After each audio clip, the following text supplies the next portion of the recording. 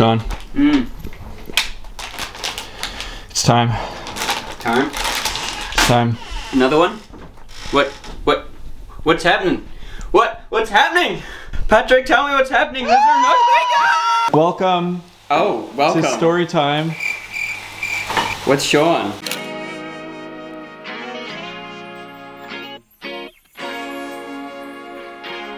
What? Do that one there. This one?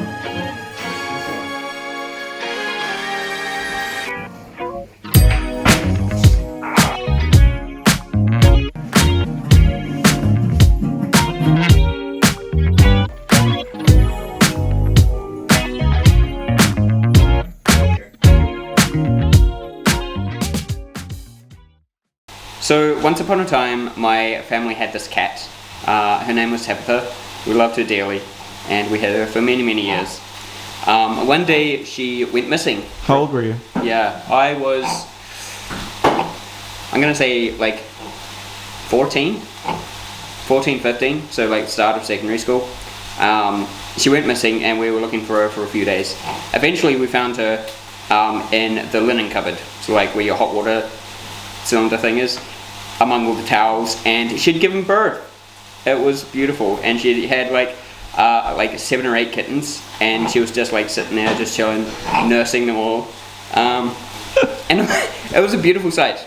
And so we just let her chill for a bit, and then eventually when she was done with that, she sort of got up to stretch her legs, and so we counted all the kittens again, 1, 2, 3, 4, 5, 6, 7, but then there was another one we found. Have you heard this story? No? Oh boy, you're in for a treat. So there was this other kitten that we found when she'd got up, and she'd been sitting on it. And to our horror, this extra kitten was dead. And he Took too much milk. no, we think he was actually born dead. And then Tabitha didn't even like care that much about it, that she just needed the extra space in her little den that she created for herself. So to have enough space for her and her little kittens, she sat on him. And so that's why we didn't see him when we first counted the litter. But when she got up, we just see this kitten. And it was completely squashed. It was like a flattened kitten that she'd actually been sitting on for like the past 3 or 4 days or whatever. And we felt so sorry for this kitten that like didn't make it to even day 1. And we had so much pity on this kitten that we first of all we had to give him a name, because like even dead kittens deserve dignity, right? So we called him Squish Gosh. Squish Gosh the dead kitten. And then me and my sister, we wanted to like do right by him, so we took him and we buried him in the garden, where he remains to this day. So And now there's a tree growing from that. there is a tree growing, Is that true? I mean, there was a tree there anyway. We buried him under the tree, but How? like There's because roots. trees grow in gardens. But there's roots. Well, we buried him like to the Okay, side of okay. the trunk, so he's buried there to this day. But if you're in the garden and the wind is just right and it's whistling through the trees, sometimes you'll hear a little that's a little squish gosh calling out to you. Just giving you a little friendly wave from beyond the grave. Here's the squish gosh. And what do you do if you hear squish squash? You run. I was gonna say that. You run and you never look back. Welcome to our next story. In New Zealand, we have a form of punishment when you're a child called a hiding. That's a great way to start a story. I don't know if this is like consistent among all peoples of the earth, but in our family at least, we were occasionally giving a hiding. And my understanding of it now is that you give your kids like a bit of a smack if they're a bit naughty, or if their toes a little bit out of line. But this is not what our mum did when we were younger. So if we were one day, Bait the no, me and my sister. Okay, no, it was just me. I take full responsibility for this. One day I was doing something I probably shouldn't have, and my mum caught me and she said, "Right, right, Shaun, you're about to get a hiding. He pointed her finger at me. And I was like, okay, this is terrifying, but I know what's coming. I did not know what's coming. She told me to go and hide. This is her definition of a hiding. I go and hide somewhere in the house, and then she waits and she counts to 10, and then she comes and finds me, and then she gives me the smack. So it's not like you get the smack right away and you get it over and done with. There's this like drawn out suspense that you have to deal with. So how old was I? I don't know, probably 7. I think it was about 7 at the stage. 7-year-old Shaun goes sprinting through the house while his mum counts to 10, finds an empty wardrobe, climbs inside of it, and closes the doors, and then I wait, shaking, terrified, for my mum to come. I hear her finish counting to 10, and hear her searching through the house for me. Eventually, I'm watching through the crack, praying that she doesn't come into the room. Eventually she does, it's not a big house. And I see her watching through the crack of the door, looking around the room for me. Eventually, I'm shaking in this wardrobe. I didn't want her to find me. Eventually, she sees the wardrobe, opens it, finds me, hiding, and then she takes me out, and then I get a bit of a smack, and then I go on my merry way, and, you know, theoretically I've learned my lesson.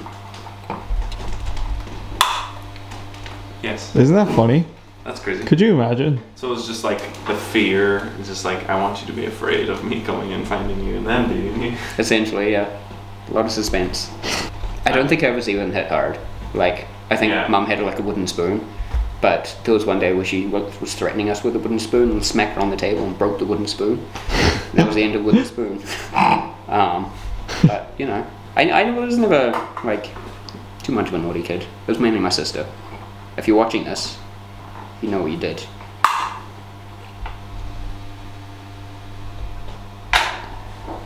Thanks for listening to my story. Hey, we end now. Goodbye. Hey. Hey, you liked this video, didn't you? Like you do it. Okay, and go. 3, 2, 1, go. Goodbye. Subscribe, like, and please share the video with any cat lovers that you have. I feel like they'll Or be any scared. parents. For any parents that are looking for. Up and coming parents. Yeah. Yeah, subscribe and stay tuned for more excellent content and for more story time. More Yes. stories. Not every week, but some weeks. What up? It is time for seasonal giveaway. Excitement. Yes! What are we giving away? We're giving away prizes to people who have subscribed and commented and given us ideas for what they would like to see in the future. Here's how it's gonna work. We want you, the subscribers, to like this video. We want you to share this video. If you haven't subscribed already, we want you to subscribe. And we want you to comment below in the comments and tell us what. So this is not the last episode. We have one more episode after this before the kind of season finale of the Dunmore show. And then we'll take a little break just because it's the holiday season. We need a little bit of a break. And then we'll be back in the new year. But yes, as an award for you guys for being so great, we want to do a giveaway. So do all those things that I mentioned. Like, comment, subscribe, and share. Comment an idea that you want to see us do, the Dunmore Boys, in the new year, in season 2 of the Dunmore show. And we're gonna pick 2 winners. The first winner is going to get a t-shirt and a sticker pack. Boy, I want that. Yeah, me too. And the second winner is going to get a sticker pack. Still great. Super great. Yeah, so, and this is also to show that we have stickers and t-shirts and stuff. We'll leave the link in the description to where you can buy those. Maybe I'll show a few right now. Oh, look at that. Wow, So that's a nice one. And so yeah, thank you guys so much for your support this year. We've jumped up since we started the Dunmore show, over 100 subscribers, which is pretty amazing.